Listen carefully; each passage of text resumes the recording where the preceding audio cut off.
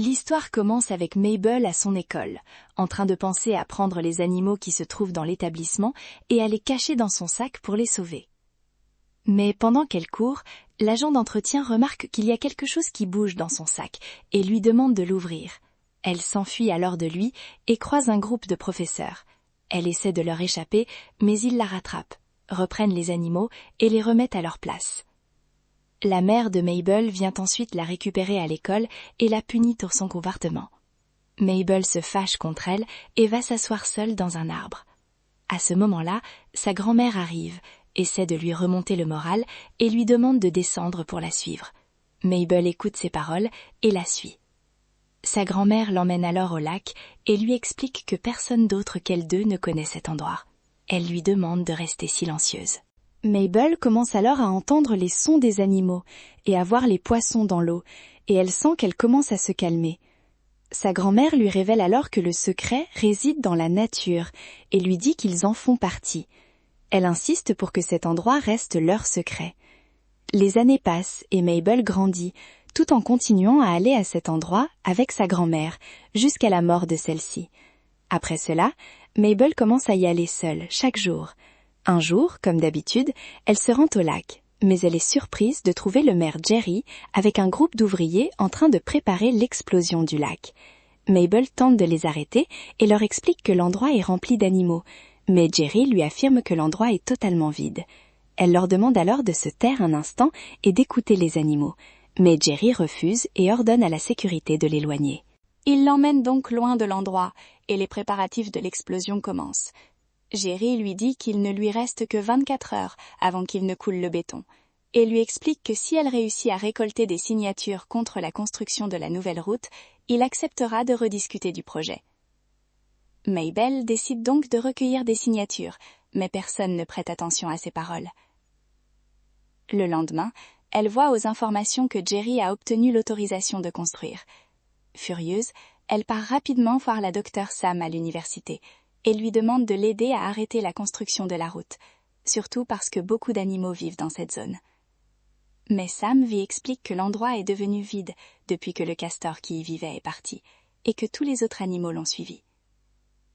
Mabel décide alors de retrouver ce castor et de le ramener au lac pour que tous les animaux reviennent aussi et redonnent vie à l'endroit. Elle remercie Sam, puis s'en va.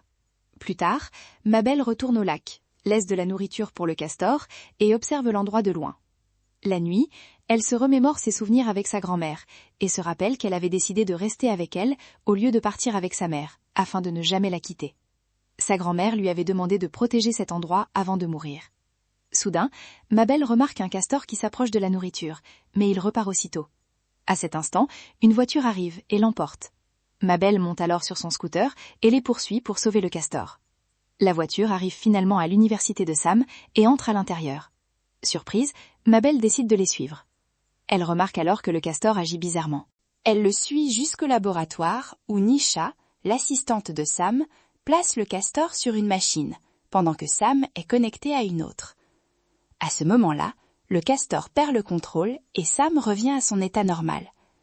Mabel surgit alors, prend le castor et découvre qu'ils font des expériences sur les animaux. Sam tente de lui expliquer que ce castor est en réalité un robot, appelé Hoppers, et qu'ils utilisent un appareil permettant de transférer leur conscience dans le castor afin de mieux comprendre et aider les animaux.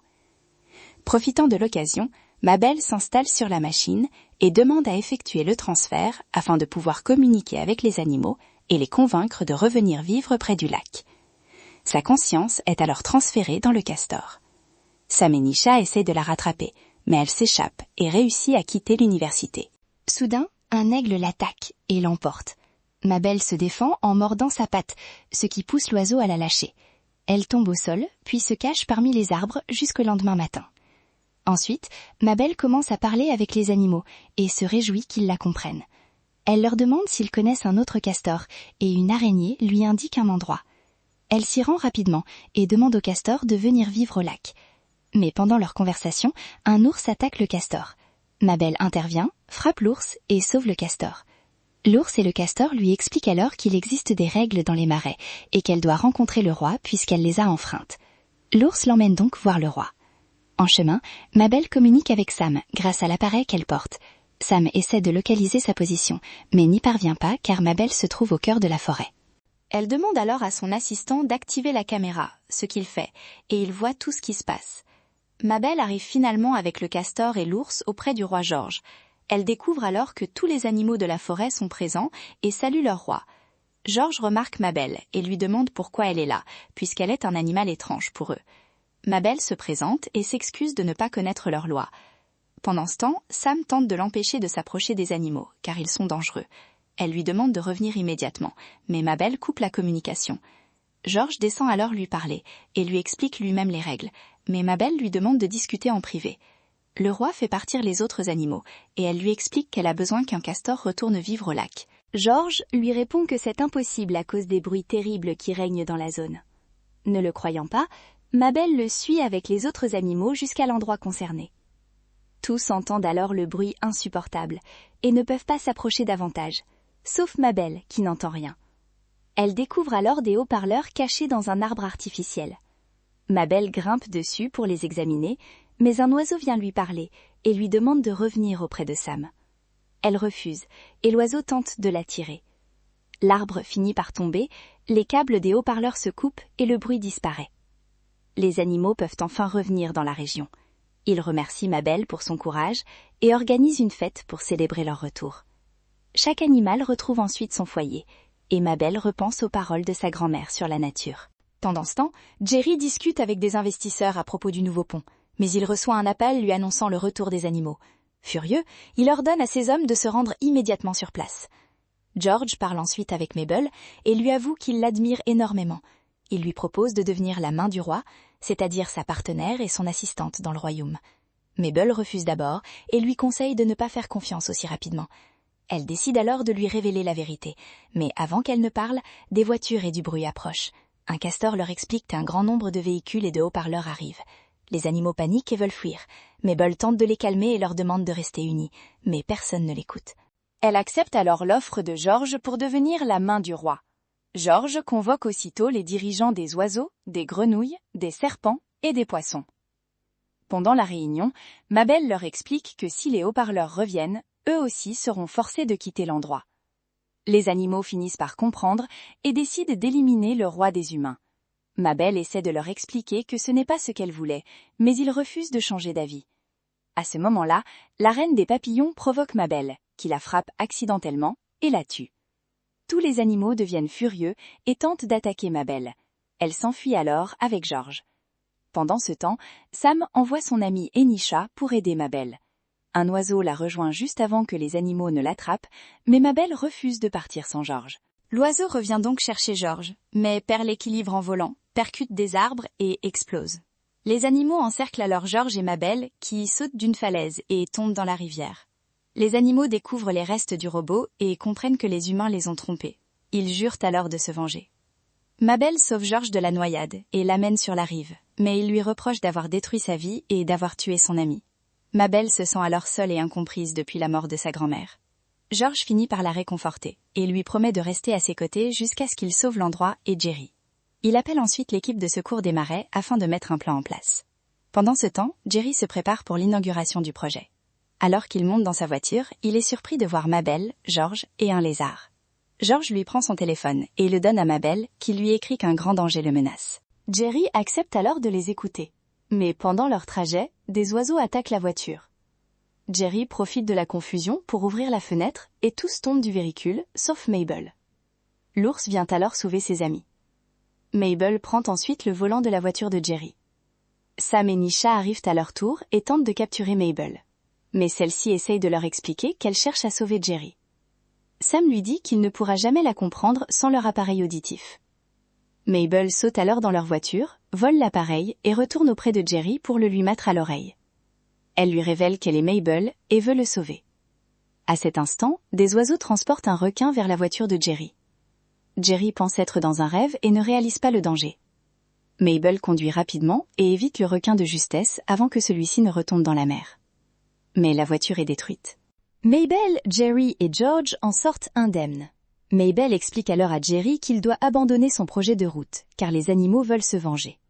Jerry refuse catégoriquement. Furieuse, Mabel appelle les oiseaux pour qu'ils localisent Jerry.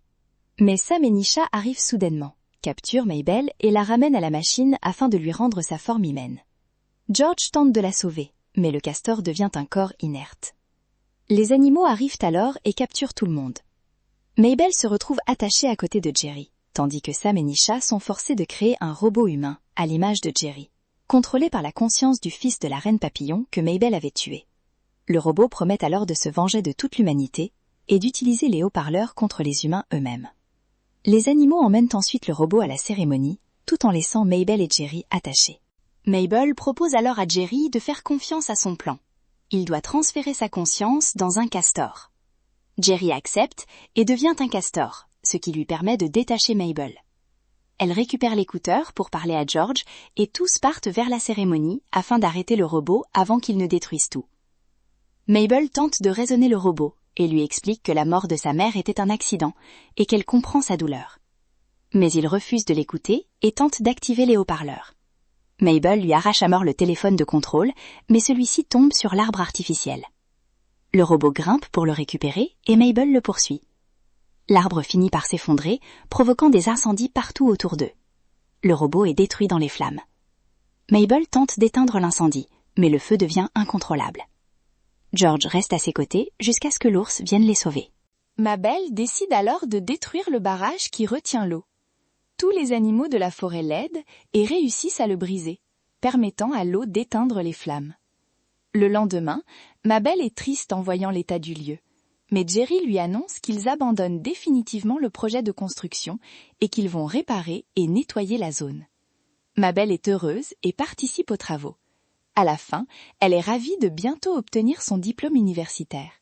Elle parle ensuite avec Sam et lui demande de rejoindre son nouveau projet. Sam accepte de l'intégrer à son équipe.